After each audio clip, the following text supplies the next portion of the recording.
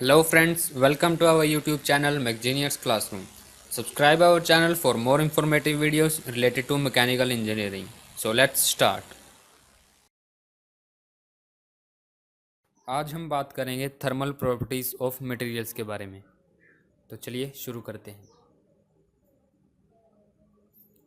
First है heat capacity. Heat capacity material की वो प्रॉपर्टी है जिसकी मदद से मटेरियल अपने अंदर हीट को अब्जॉर्ब कर पाता है और ये दिखाती है कि एक यूनिट डिग्री चेंज लाने के लिए हमें कितनी हीट एनर्जी की ज़रूरत पड़ती है। फिर है स्पेसिफिक हीट।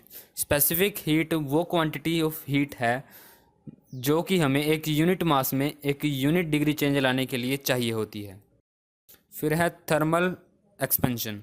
जब भी हम किसी मटेरियल में हीट एनर्जी डालते हैं तो वो एक्सपेंड करता है, जिसे हम बोलते हैं थर्मल एक्सपेंशन, यानी उसकी डायमेंशंस में चेंज आता है। अब ये चेंज सभी डायरेक्शंस में आता है। अगर हम इसे लीनियर एक ही डायरेक्शन में देखें तो हम इसे बोलेंगे लीनियर एक्सपेंशन। अगर एरिया में बात करें तो इसे बोलेंगे एरिया एक्सपेंशन या सुपरफिशियल एक्सपेंशन। और अगर वॉल्यूम में बात करें तो इसे बोलेंगे वॉल्यूम एक्सपेंशन या फिर cubical expansion. Thermal expansion inter atomic forces पर डिपेंड करता है। अब है मेल्टिंग पॉइंट। मेल्टिंग पॉइंट एक मटेरियल का वो टेम्परेचर होता है जहाँ पर वो सॉलिड फेज से लिक्विड फेज में चेंज हो जाता है।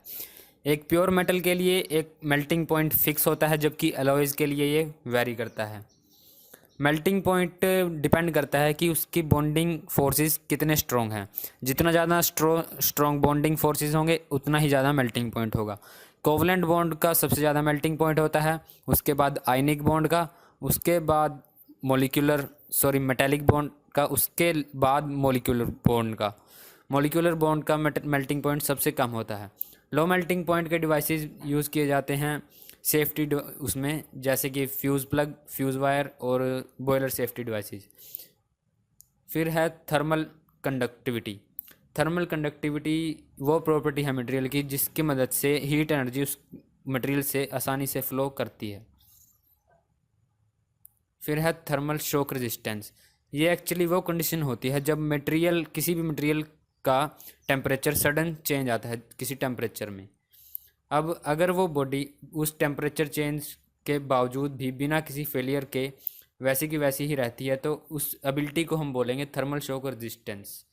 डक्टाइल मटेरियल का थर्मल शॉक रेजिस्टेंस ज़्यादा होता है as compare to brittle material of comparable strength and thermal properties.